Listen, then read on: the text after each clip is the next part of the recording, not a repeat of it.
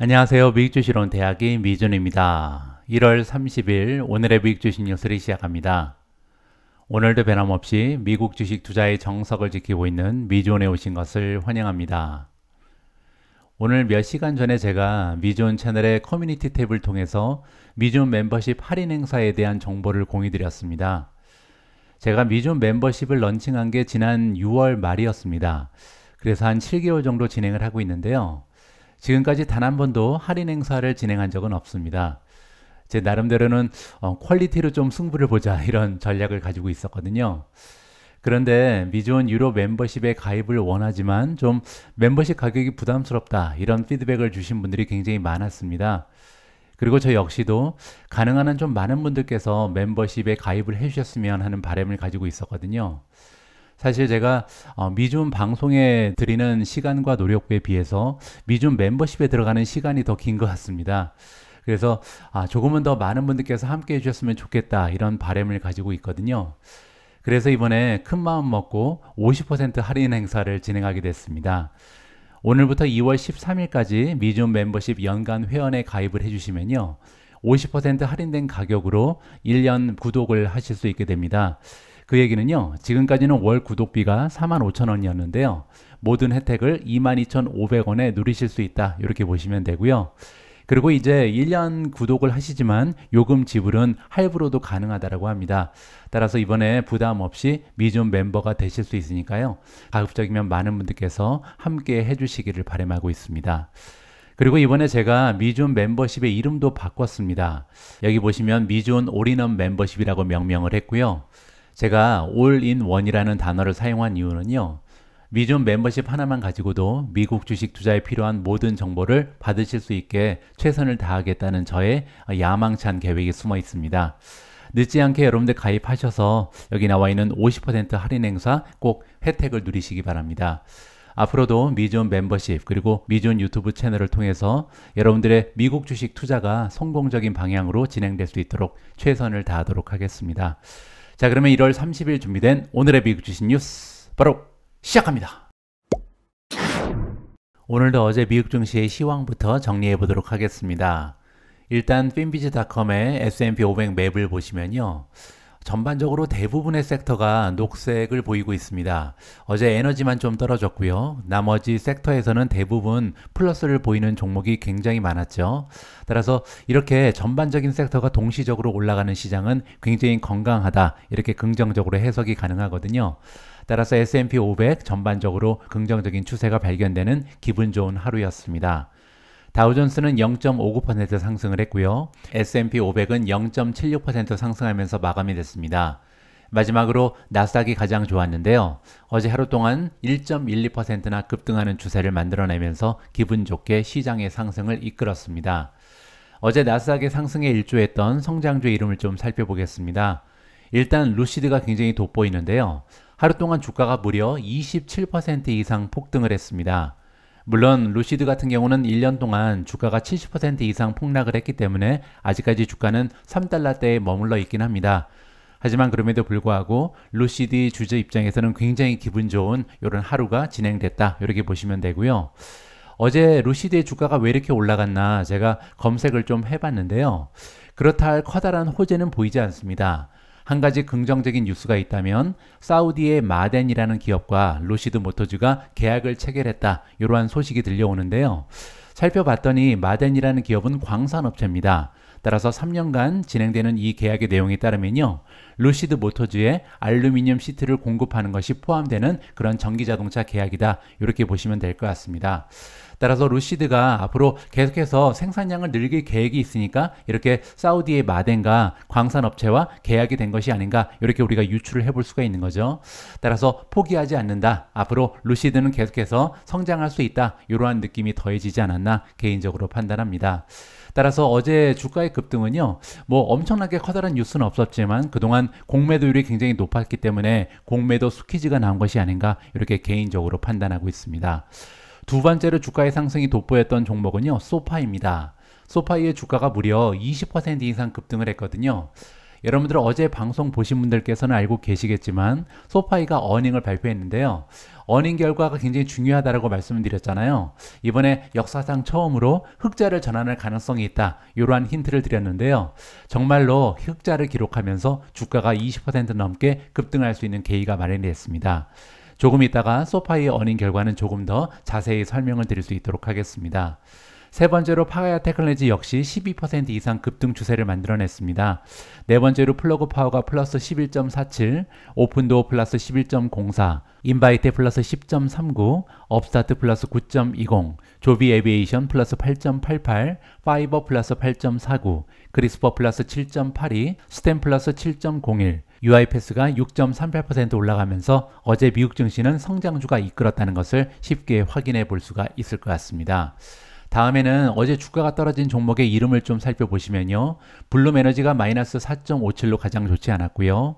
모빌아이가 마이너스 2.2, SQM 마이너스 2.00, 인피니언 마이너스 1.58, 누홀딩즈 마이너스 1.37, 메르카도 리브레 1.02% 떨어졌고요. 퀄컴이 마이너스 0.72, 애플이 마이너스 0.36, TSMC가 0.24% 떨어지면서 좋지 않은 주가의 추세를 만들어냈습니다. 다음에는 미준 탑 12의 성적입니다. 12종목 중에 10종목은 상승을 했고요. 소파이가 20% 이상 올라가면서 가장 좋았고요. SMCI가 4.54% 추가적으로 상승했습니다. 팔란티어가 플러스 4.53, 테슬라 플러스 4.19, 나비타스 플러스 3.39, 엔비디아 플러스 2.35, 우버 플러스 2.23, 온세미 플러스 1.83, 마이크로소프트 플러스 1.43, 아마존 플러스 1.34% 상승했습니다. 반면 두 종목이 떨어졌는데요. TSMC가 오래간만에 마이너스 0.24% 하락을 보였고요. 마지막으로 인피니온의 주가 흐름이 최근에 가장 좋지 않은데요. 어제도 1.58% 추가적으로 하락했습니다. 인피니온 같은 경우는요. 전기차 시장의 침체가 좀 극복이 돼야 함께 동반 상승할 수 있다 개인적으로 판단하고 있습니다. 아무쪼록 전기차 시장이 바닥을 빨리 다져서 인피니온과 함께 급상승하기를 기대하고 있습니다. 오늘 방송에서는 어닝 결과 두 가지를 먼저 전달을 해드려야 될 것 같습니다. 일단 앞에서 살펴보신 것처럼 소파이의 주가가 어제 20% 이상 급등을 했는데요. 미국 증시가 시작하기 전에 오전에 어닝 결과를 발표했기 때문입니다. 그리고 정말 많은 투자자들이 기다려왔던 사상 최초 갭 어닝 흑자를 달성했습니다. 여기 나와 있는 것처럼 4분기에 갭 넷 인컴, 여태까지는 넷 로스였습니다. 순 손실을 보고 있던 기업이 드디어 4,800만 달러의 순이익을 만들어냈고요. 이거를 이제 주식의 수로 나눈 거를 EPS라고 부르잖아요. 어닝 퍼 시어가 0.02달러를 기록하면서 역사적인 순간을 맞이했다. 이렇게 정리가 가능합니다. 제가 어제 멤버들께는 소파이 어닝 프레젠테이션을 한글로 번역해서 한국어 버전을 전달해 드렸는데요. 여기에서 여러분들이 좀 알고 계셔야 될 만한 하이라이트만 좀 정리를 해 드리도록 하겠습니다. 화면을 약간 크게 해서 보시죠. 일단 소파이 투자에서는요. 성장률이 가장 중요합니다. 아직까지는 성장 주식이기 때문에 얼마나 지속적으로 성장 추세를 지켜내고 있는가 이 부분을 체크를 해야 되거든요. 그 중에서도 멤버의 숫자가 지속적으로 올라가는가 이 부분이 가장 중요하다라고 말씀을 드릴 수가 있고요. 4분기 3개월 동안 무려 58만 5천 명의 신규 회원이 추가가 됐습니다. 이제는 총 멤버의 수가 750만 명을 초과했고요. 성장률을 보시면요. 작년 대비 멤버의 수는 44%가 증가했다. 굉장히 긍정적인 숫자가 계속해서 나오고 있는 거죠. 밑에 보시면요. 계속해서 성장 추세가 둔화되고 있긴 하지만 아직까지는 40%가 넘어가는 굉장히 건강한 회원의 성장 추세를 지켜내고 있는 기업이 소파이라는 것을 확인해 볼 수가 있겠습니다. 다음에는 제품의 판매 수입니다. 이건 뭐냐면요. 앞에 이제 우리가 확인해 본 것처럼 750만 명의 멤버가 있잖아요. 그러면 750만 명의 멤버가 몇 가지의 상품을 사용하는가 이거라고 보시면 됩니다. 보시는 것처럼 4분기 3개월 동안 총 695만 건의 제품 판매가 추가됐습니다. 총 판매 건수는 1110만 건에 이르고 있고요. 자, 그런데 아까 보신 것처럼 전체 멤버의 수가 750만 명이잖아요. 그 얘기는 한 명의 멤버가 약 1.5개의 상품을 사용하고 있다. 이렇게 계산이 가능한 거죠. 전년 동기 대비 성장률은 41%라는 건강한 수치를 지켜내고 있고요. 다음에는 갈릴레오 계정수입니다. 여러분들 소파이의 비즈니스는요. 크게 세 가지로 분류가 가능합니다. 첫 번째는 전통적인 소파이의 비즈니스, 즉 대출 사업이고요. 두 번째는 갈릴레오라고 부르는 테크 플랫폼이 있습니다. 마지막으로 최근 들어서 소파이는 은행 라이센스를 취득하면서 금융 서비스를 제공하고 있습니다. 그 중에서 갈릴레오를 보시면요, 수많은 기업들이 이제 테크 서비스를 이용하기 위해서는 플랫폼이 필요한데요, 이런 플랫폼을 제공하면서 수익을 창출한다, 이렇게 보시면 됩니다. 따라서 많은 핀테크 기업들, 특히 스타트업 기업한테 굉장히 인기가 높고요. 또 기존의 금융권에 있는 커다란 기업 입장에서도 이제 디지털 뱅킹을 실현하기 위해서 갈릴레오를 많이 사용합니다.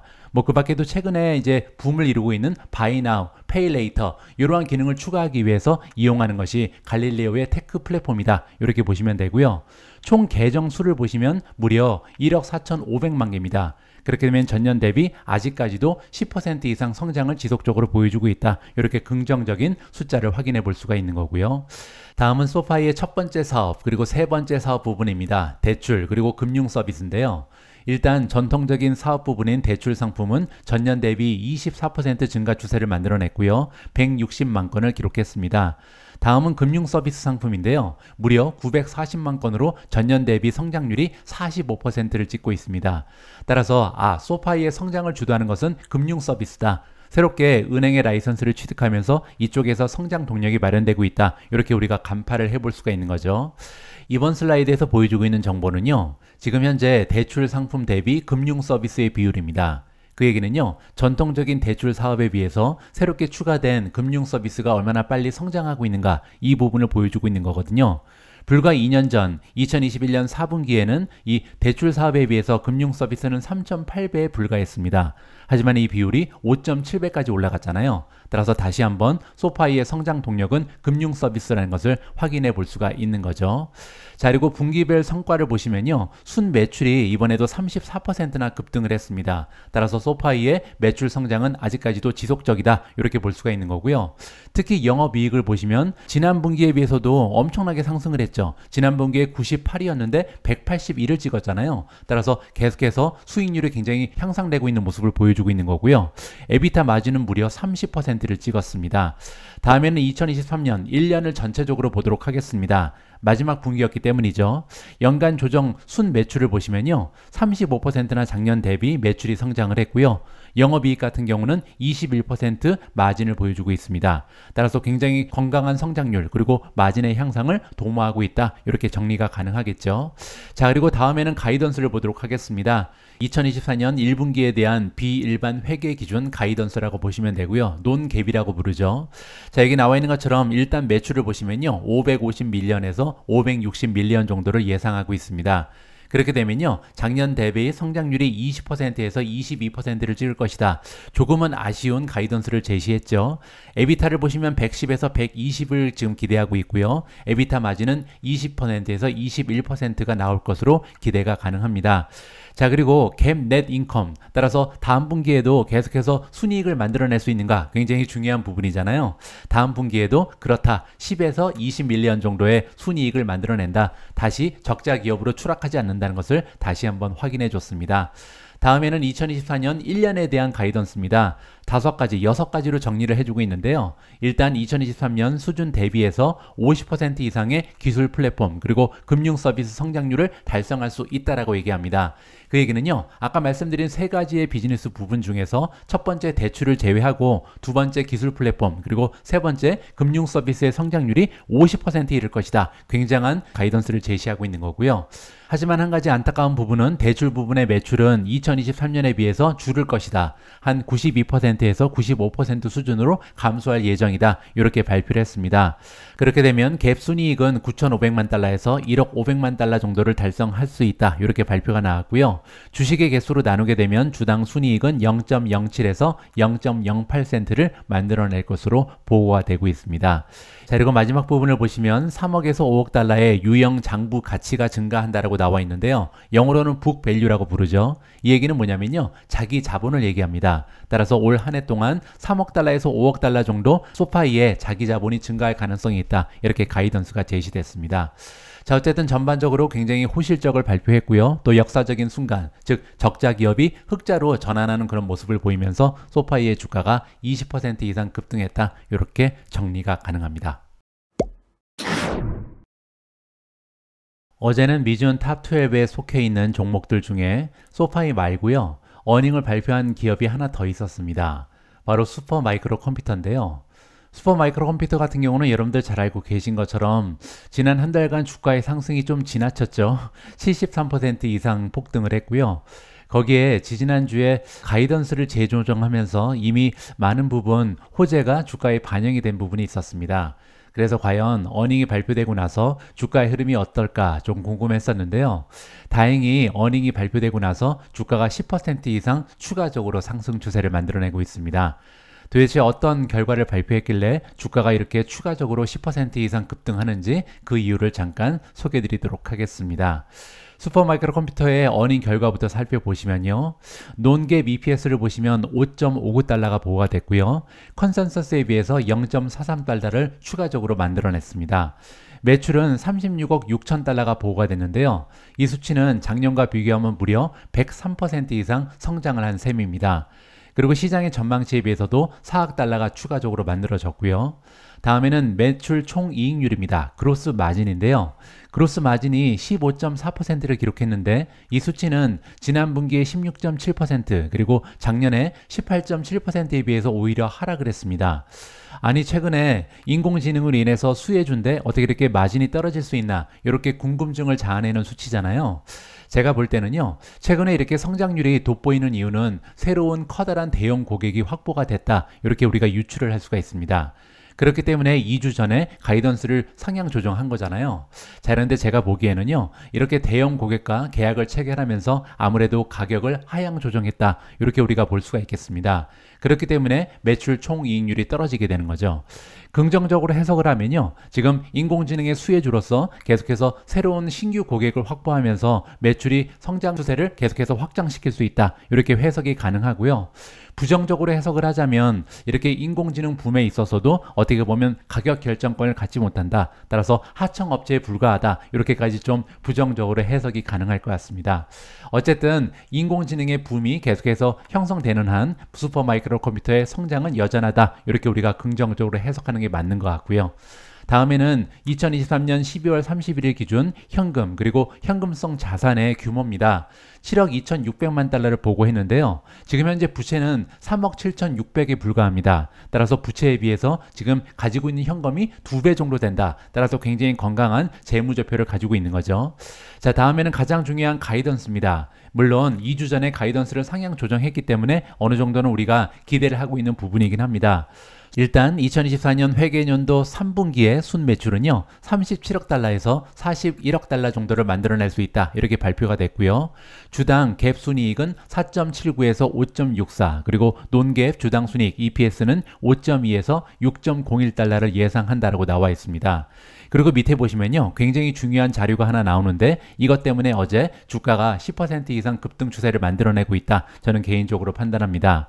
2024년 6월 30일에 종료되는 2024년 회계연도의 매출 가이던스를요 기존에는 100달러에서 110억 달러 정도를 예상하고 있었는데 이번에 무려 143억에서 147억 달러 가능하다 이렇게 상향 조정을 했습니다.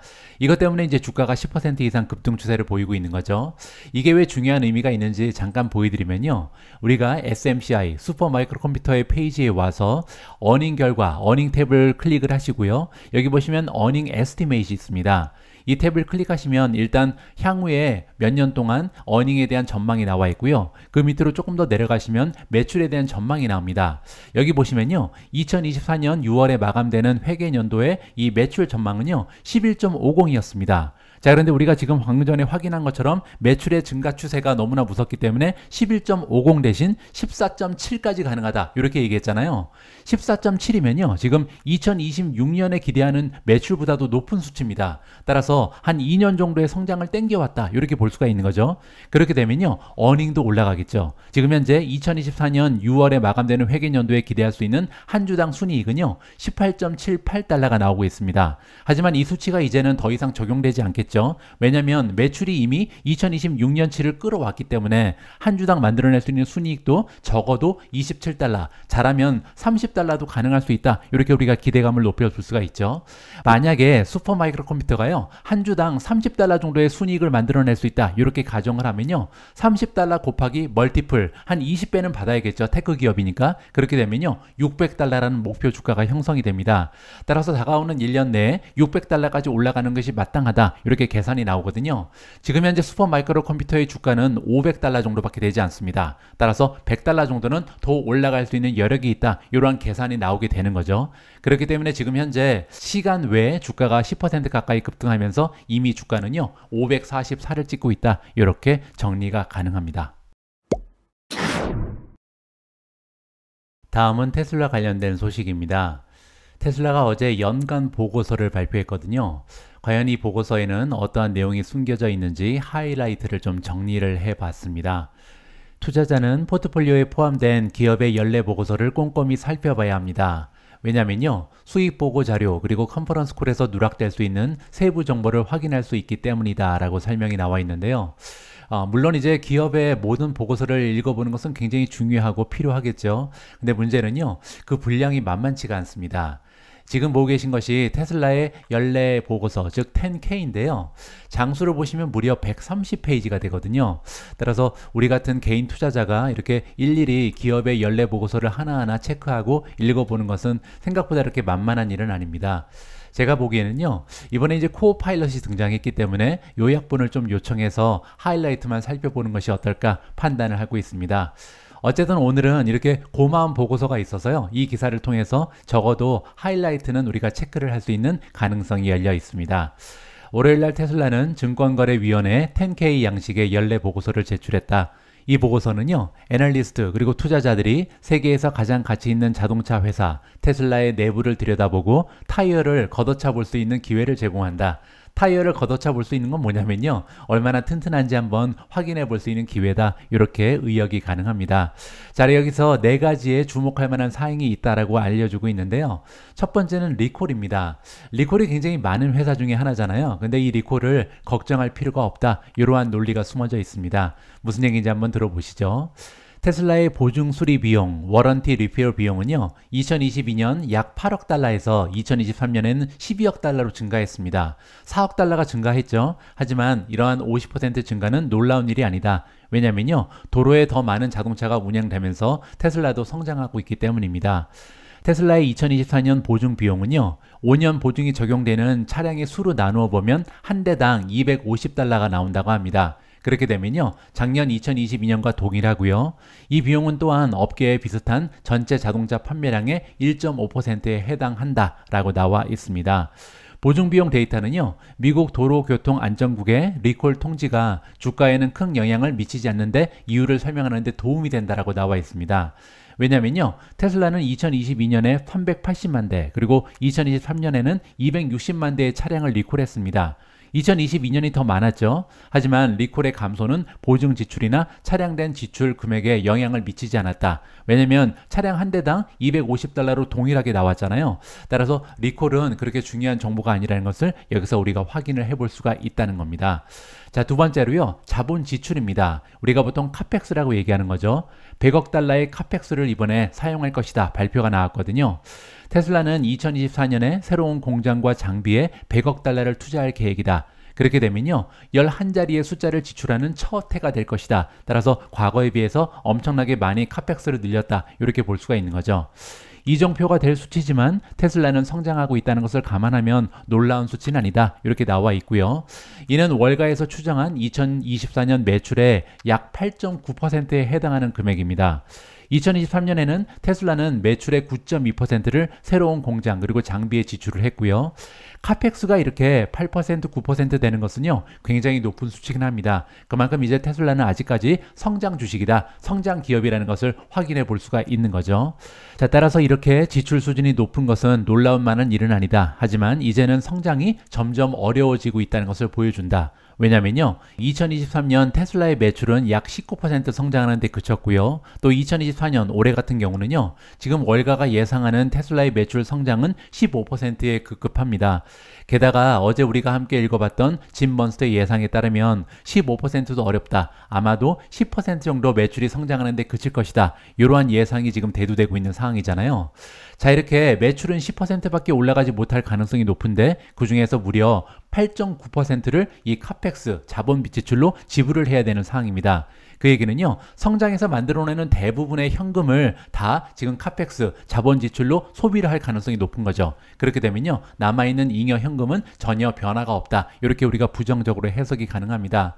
기업의 가치는요, 현금 흐름이 얼마나 많이 증가하는가, 여기랑 굉장히 긴밀한 관계가 있거든요. 따라서 그러한 의미에서 지금 현재 자본 지출은 계속해서 늘어나는데 매출이 늘지 못하고 있다. 이 부분은 굉장히 커다란 문제가 될 수 있다는 것을 기억할 필요가 있습니다. 다음은 재고 현황입니다. 테슬라는요, 2023년 말에 약 140억 달러의 재고를 보유하게 됐다 계산이 나와 있고요.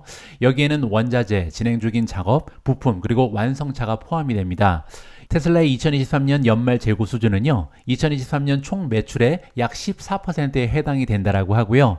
그런데 2022년에는 16%였기 때문에 1년 전과 비교했을 때 매출에 비해서 재고가 떨어졌다. 긍정적으로 해석이 가능하겠죠. 여기 나와 있는 것처럼 재고를 적게 보유하는 것은 일반적으로 긍정적인 것으로 간주가 된다. 자, 그런데 한 가지 우리가 고려해야 될 점은 뭐냐면요, 테슬라 같은 경우는 원자재의 보유량을 줄임으로써 재고를 줄였다는 사실입니다. 사실 완성품 같은 경우는요, 2023년에 오히려 전년도에 비해서 증가했습니다. 구체적인 수치가 나와 있는데요. 작년 말, 2023년 말 테슬라의 장부상 약 19일 판매 분량의 자동차가 재고로 남아 있었다고 합니다. 그런데요, 1년 전에는 이 수치가 16일 분량이었거든요. 따라서 단 3일이긴 하지만 전년도에 비해서 오히려 지금 재고가 늘어나고 있다는 것을 우리가 확인해 볼 수가 있죠. 따라서 경쟁은 가속화되고 가격 경쟁이 불거지면서 지금 재고가 작년에 비해서는 조금 더 늘었다. 부정적인 부분을 확인해 볼 수가 있는 거죠. 여전히 광고는 없다. 광고 안 하는 걸로 굉장히 유명한 기업이 테슬라잖아요. 테슬라는 마케팅 비용을 공개하지 않고 전통적인 광고 없이 상대적으로 낮은 마케팅 비용으로 매출을 달성할 수 있었다. 이렇게 밝혔습니다. 그런데 가격은요, 우리가 보통 마케팅의 4P 여러분들 기억하시죠? 여기는 지금 3P로 나와 있는데 원래 이제 마케팅의 4가지의 요소를 4P라고 부릅니다. 첫 번째는 프라이스, 두 번째는 제품, 프로덕트죠. 세 번째 프로모션, 네 번째는 플레이스인데요. 그 중에 하나가 가격이잖아요. 따라서 가격을 낮춘다는 것은 마케팅 비용으로 우리가 산정을 해야 된다. 이런 논리가 성립합니다. 가격 책정을 마케팅의 일부로 간주한다면 테슬라는요, 2023년에 수십억 달러를 마케팅에 지출한 셈이다. 이렇게 정리해주고 있습니다. 그 얘기가 뭐냐면요, 자동차 판매 매출을 차량 인도 대수로 나눈 2023년 테슬라의 평균 가격은요, 차량당 약 44,500달러였다고 합니다. 그런데 이 수치가 전년 대비해서는요, 무려 8,500달러가 떨어졌거든요. 그 얘기는 8,500달러에다가 이번에 판매된 180만 대를 곱하면요, 무려 150억 달러가 되는 거죠. 그 얘기는요, 가격을 우리가 마케팅으로 간주하다면 150억 달러의 이 비용이 발생한 것이다. 이렇게 해석이 가능하다는 겁니다. 따라서 이 150억 달러라는 수치 때문에 일부 투자자 그리고 분석가들은요, 부분 마케팅이 좋은 아이디어다. 이렇게 의견을 제시하는 사람이 많이 있습니다. 그 얘기는요, 가격 인하를 하되 광고랑 조합을 하자. 너무나 가격을 많이 낮출 필요 없다는 거죠. 따라서 두 가지를 적절히 조합하면 150달러보다 훨씬 더 적은 금액으로 180만 대를 판매할 수 있었을 것이다. 이러한 주장이 제기가 되고 있는 상황입니다. 물론 이러한 이야기는 이론일 뿐이고요. 앞으로도 마케팅 논쟁은 2024년 이후에도 계속될 것이다. 왜냐하면 일론 머스크는요, 아직까지도 광고보다는 가격을 인하하는 것이 더 낫다. 이러한 의견을 가지고 있는 것 같습니다. 자, 어쨌든 이번에 연간 보고서의 하이라이트를 살펴봤는데요. 앞으로도 주주 입장에서는요, 여러 가지 다양한 정보를 취합하면서 투자 전략을 조절할 필요가 있다. 개인적으로 판단합니다. 어제는 테슬라의 캘리포니아 지역의 시장 점유율도 발표가 됐습니다. 테슬라 투자자 입장에서는 굉장히 소중한 정보이기 때문에 이 부분도 살펴보도록 하겠습니다. 경쟁업체들이 캘리포니아주에서 테슬라의 지배력을 약화시키면서 지난해 테슬라는요, 캘리포니아에서 전기자동차 판매량에서 훨씬 적은 비중을 차지했다라고 요약을 해주고 있습니다. 구체적인 숫자를 좀 살펴봐야겠죠. 월요일에 발표된 캘리포니아 신차 딜러 협회의 보고서에 따르면요, 테슬라는 2023년 1년 동안 캘리포니아에서 판매된 배터리 구동식 판매량에서 60.5%를 차지했습니다. 그런데 불과 1년 전에는요 71%였거든요. 따라서 시장 점유율이 상당폭으로 떨어졌다는 것을 확인해 볼 수가 있는 거죠. 이러한 사실은 기업들이 새로운 배터리 구동 모델을 계속해서 출시하면서 전기자동차 시장이 전반적으로 얼마나 성장했는지, 경쟁이 과열화되고 있는지 이 부분을 부분적으로 반영하는 것이다. 이렇게 예측이 가능합니다. 캘리포니아에서 테슬라의 판매량은요 전년에 비해서 여전히 25% 성장 추세를 만들어냈습니다. 하지만 그럼에도 불구하고 메르세데스 벤츠라든지 BMW 같은 전기차 모델이 전년 대비 훨씬 더 큰 폭으로 증가하면서 일론 머스크가 이끄는 테슬라의 시장 점유율을 잠식할 수 있었다. 이렇게 정리가 가능한 거죠. 현재 전체적으로 캘리포니아에서 판매되는 모든 자동차의 5분의 1이 배터리로 구동이 된다고 합니다. 이미 침투율이 20%를 넘었다. 이렇게 볼 수가 있는 거죠. 캘리포니아는 미국에서 가장 선도적인 전기차 시장입니다. 그렇기 때문에 캘리포니아에서 어떤 성적표를 제출하는가 굉장히 중요하다라고 우리가 생각해 볼 수가 있는 거고요. 테슬라의 모델 3는 지난해 캘리포니아 주에서 개솔린 차량을 포함한 모든 승용차 판매량을 앞질렀습니다. 1등이라는 거죠. 그리고 모델 Y 역시도 모든 경트럭 판매량을 앞질렀다고 볼 수가 있고요. SUV 중에 1등이다. 이렇게 보시면 되겠습니다. 개솔린 그리고 디젤 차량은요 캘리포니아 주의 판매량의 63.9%를 아직까지는 유지하고 있습니다. 하지만 이 수치는 2022년에 비해서 7.7%포인트 감소한 수치다. 정리를 해보면요 전기차로의 이전은 꾸준하게 지속되고 있습니다. 물론 그 추세가 조금 둔화되긴 했지만 결국은 전기차의 시대는 올 것이다. 이렇게 우리가 기대를 해볼 수가 있는 거고요. 테슬라만 보면 지금 현재 시장 점유율이 71%에서 60.5%로 1년 만에 많이 하락을 했잖아요. 제가 보기에는 전기차의 세상으로 얼마나 빨리 옮겨갈 수 있는가 이 부분은요 테슬라 투자 논리에서 굉장히 중요합니다. 왜냐면요 테슬라는 앞서가는 기업이잖아요. 선도 기업이죠. 따라서 후발주자들이 따라오지 못할 때 빨리 치고 나가는 게 굉장히 중요합니다. 따라서 전기차의 세상이 5년 후에 올 것인지 아니면 10년 후에 올 것인지 15년이 걸릴 것인지 이 부분은요 테슬라 투자 논리에서 굉장히 중요한 한 부분을 담당한다 개인적으로 판단합니다. 다음으로 준비된 기사 내용은 굉장히 흥미진진합니다. 노르웨이에는요 무려 1조 5천억 달러의 규모를 자랑하는 국부펀드가 있는데요. 1년에 한 번씩 이 노르웨이 국부펀드는 그들의 포트폴리오를 공개합니다. 그리고 어제 그들의 포트폴리오가 결국 공개가 됐는데요. 이번 공개 내용에 따르면 최근에 미국 테크주에 대한 베팅을 늘렸다라는 소식이 전달되고 있습니다. 과연 어떤 종목에 집중 투자하고 있는지 그들의 포트폴리오를 함께 점검해 보면 재미있을 것 같습니다. 노르웨이의 1조 5천억 달러 규모의 국부펀드는 작년에 인공지능에 대한 관심이 급증하면서 가장 커다란 기술 기업에 대한 투자를 늘렸다라고 요약이 나와 있습니다. 노르웨이 은행 투자운용이 매년 한 번씩 웹사이트에 게시하는 보유 주식 목록에 따르면요. 세계에서 상장 주식을 가장 많이 보유한 이 펀드는 이번에 애플, 마이크로소프트, 알파벳, 아마존닷컴의 보유 지분을 늘린 것으로 나타났습니다. 추가적으로 매수했다는 거죠.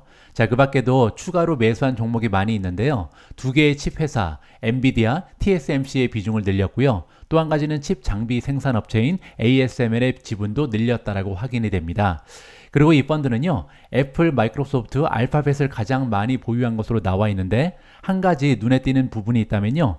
1등이 바뀌었습니다. 원래는 애플이었는데요. 애플보다 마이크로소프트의 투자 비중이 더 늘었다. 이렇게 확인이 가능한 거죠. 자, 이번에는요. 노르웨이 국부펀드 보유 종목 탑 15을 제가 표로 좀 만들어 봤는데요. 그 중에서 탑 10만 좀 보도록 하겠습니다. 1등은 마이크로소프트 1.26%의 자금이 들어가 있고요. 2위는 애플입니다. 1.11, 3위가 알파벳이고요. 4위는 아마존, 5위는 엔비디아, 6위는 메타, 그리고 7위에 네슬레가 들어가 있고요. 자, 그리고 8위에 TSMC가 들어가 있고요. 10위를 보시면 ASML이 랭크가 됐습니다. 그리고 이제 테슬라가 11위에 아깝게 10위 밖으로 밀려났고요. 삼성이 보입니다. 12위에 랭크가 되어 있고요. 그 밖에도 브로드컴이 15위 자리를 차지하고 있다. 자, 우리가 이 리스트에서 확인할 수 있는 것처럼 노르웨이 국부펀드도요. 대부분의 포트폴리오를 지금 테크 종목으로 채우고 있습니다. 그만큼 인공지능 세상이 정말로 도래하고 있고요. 지금은 인공지능을 비롯한 메가테크 기업 그리고 미국의 테크 기업이 대세라는 것을 다시 한번 확인해 볼 수가 있었습니다. 우리가 엔비디아라는 기업을 투자 종목으로 평가를 해보면요. 사실 리스크가 상당히 적은 종목 중에 하나입니다. 그만큼 이제 엔비디아는 너무나 강력한 경제적 해자를 구축하고 있고요. 또 끊임없이 새로운 성장 동력이 등장을 합니다. 최근에는 인공지능의 수혜주로서 각광을 받고 있고요. 그렇기 때문에 주가가 지속적으로 올라갈 수 있는 발판이 마련이 되는 거죠. 하지만 최근에는요, 새로운 리스크 하나가 등장을 했습니다. 바로 대중국에 대한 미국 정부의 규제 부분이잖아요. 하지만 엔비디아는 이 부분도 슬기롭게 대처를 하고 있습니다. 끊임없이 새로운 칩을 소개를 하면서 이 중국 규제에 맞춰서 새로운 반도체 칩을 생산하고 판매를 개시하고 있는 멋진 모습을 보여주고 있죠. 자, 그런데 이번에는요, 엔비디아가 맞이했던 그러한 어려움을 아마존, 마이크로소프트, 구글도 맞이하게 됐습니다. 미국 정부가 아마존, 마이크로소프트, 구글에 대해서도 중국 사업을 규제하기 시작했다, 이러한 뉴스가 들려오고 있거든요. 어떤 내용인지 한번 읽어보시죠. 미국 정부는 아마존닷컴, 마이크로소프트와 같은 클라우드 서비스 제공업체가 자사 플랫폼에서 인공지능 애플리케이션을 개발하는 외국 고객을 식별하고요, 적극적으로 조사하기를 원하고 있다. 그리고 이는 미국과 중국 간의 기술 갈등이 확대하고 있는 가운데 나온 조치라고 정리해주고 있습니다. 월요일에 발표된 바이든 행정부의 제안에 따르면요, 이 기업들은 외국 고객의 이름 그리고 IP 주소를 공개해야 한다라고 합니다. 일요일에 발표된 규칙 초안에 따르면요, 아마존과 알파벳, 구글을 포함한 동종 클라우드 업체들은요, 이러한 세부 정보를 수집하고 의심스러운 활동을 보고하는 프로세스를 개발해야 한다, 의무 조항이 들어가는 거죠. 이 규정이 시행되게 되면요, 미국 정부는 이러한 요구사항을 사용해서 중국 기업이 AI를 훈련하고 호스팅하는 데 중요한 데이터 센터 그리고 서버의 액세스를 차단할 수 있다, 이렇게 정리가 가능합니다. 또한 클라우드 서비스에서 고객 데이터를 수집하고 저장하고 분석할 책임이 클라우드 서비스에 부과가 된다. 그렇게 되면요, 금융산업에 적용할 수 있는 Know Your Customer 규정과 다를 바 없는 부담이다. 따라서 금융권에는 굉장히 좀 이런 규제가 강력한데 그런 규정을 이제 메가테크 기업이 따라야 된다. 클라우드 기업도 똑같이 적용된다. 이렇게 해석이 가능한 거죠. 익명을 요구한 미국 주요 클라우드 제공업체의 한 관계자는 이렇게 얘기했습니다. 상세한 고객 정보를 수집하는 것은 굉장히 어려운 작업이고 비용이 많이 발생한다. 따라서 미국 기업이 이러한 요건에 직면하지 않는 외국 경쟁 업체에 비해서 불리한 입장에 처할 가능성이 있다. 이렇게 경고의 메시지를 이야기했습니다. 마이크로소프트는 바로 성명을 발표했습니다. 마이크로소프트는 AI 인프라에 대한 고객 파악 및 사이버 보안 요구 사항을 환영한다. 우리는 따르겠다. 규칙 초안에 대한 의견을 제공하게 해달라. 이렇게 이야기를 했고요. 아마존의 대변인은 논평 요청에 응답하지 않았고요. 구글 대변인은 논평을 거부했다라고 나와 있습니다. 자, 어쨌든 메가테크 기업은요, 규제 문제가 하나의 리스크긴 합니다. 하지만 이번 규제는 약간 다르죠. 원래는 독점 규제에 대한 리스크가 있는 기업들인데 이번에는 중국에 관련된 규제가 추가됐다, 이렇게 보시면 될 것 같습니다. 아무쪼록 엔비디아가 잘 해결한 것처럼 아마존, 마이크로소프트, 구글 역시도 그들의 해결책을 찾았으면 하는 바람을 가져봅니다. 1월 30일 보내드린 오늘의 미국 주식 뉴스는 여기까지입니다. 오늘 방송도 마지막까지 함께 해주셔서 감사합니다. 그리고 오늘 방송 초미에서 말씀드렸던 미존 올인원 멤버십 50% 할인 행사 진행 중이니까요. 많은 분들께서 미존 올인원 멤버십 함께 해주셨으면 합니다. 저는 내일 또 여러분들 투자 활동에 도움될 수 있는 다양한 정보 취합해서 다시 찾아뵙겠습니다. 우리 모두가 미국 주식 투자로 은퇴하는 그날까지 다 함께 화이팅입니다. 행복한 하루 되세요. 감사합니다.